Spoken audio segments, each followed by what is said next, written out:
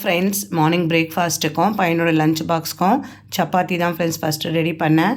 அதுக்கப்புறமா வத்த குழம்பு ரெடி பண்ணேன். வத்த குழம்புக்கு கல் சட்டியில் நல்லெண்ணெய் ஊற்றிட்டு கடுகு, உளுத்தம்பருப்பு, கொஞ்சமாக கடலப்பருப்பு, துவரம்பருப்பு, காஞ்ச மிளகா, பெருங்காயம் நல்லா திருமாறினோம். நான் இன்றைக்கி சக்கரவள்ளி கிழங்கு போட்டு தான் ஃப்ரெண்ட்ஸ் வத்த குழம்பு பண்ணேன்.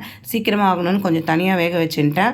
நீங்கள் தனியாக வேக வைக்கல அப்படின்னா இந்த இடத்துல வந்து நீங்கள் சக்கரவள்ளி கிழங்கை போட்டு வதக்கின்ட்டு அதுக்கப்புறம் குழம்பு மிளகா பொடி சேர்த்து ஒரு புரட்டிட்டு புளி ஜலம் சேர்த்து உப்பு சேர்த்து கொதிக்க விட்டால் சூப்பராக நம்மளுடைய சக்கரவள்ளி கிழங்கு வத்த குழம்பு ரெடி ஆகிடும் ஃப்ரெண்ட்ஸ். நான் புளி ஜலத்துக்கு அப்புறமா நான் சக்கரவள்ளி கிழங்கு சேர்த்துட்டேன்.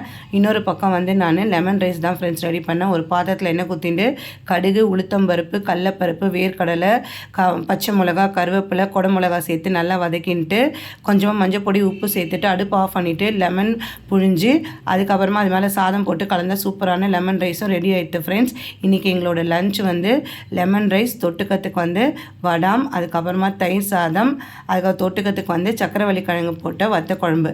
இதுதான் ஃப்ரெண்ட்ஸ் எங்களுடைய லஞ்சு.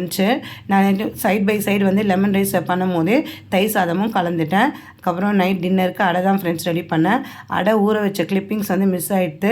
அடைக்கு அளவு சொல்கிறேன்.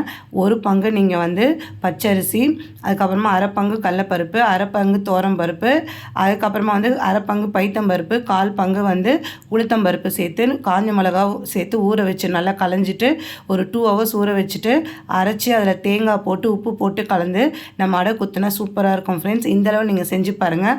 பச்சரிசிக்கு ஒரு பங்குக்கு பதிலாக நீங்கள் அரை பங்கு புழுங்கலரிசி, அரை பங்கு பச்சரிசி கூட நீங்கள் சேர்த்துக்கலாம். நான் இன்றைக்கி மாலை பட்சம் அப்படின்றனால வெறும் பச்சரிசி சேர்த்து நான் வந்து அடை பண்ணியிருக்கேன். இன்றைக்கி எங்களோட டின்னர் வந்து அடையும் மிளகா பொடியும் தான். பிடிச்சிருந்தால் லைக் பண்ணுங்கள், ஷேர் பண்ணுங்கள். தேங்க்ஸ் ஃபார் வாட்சிங்.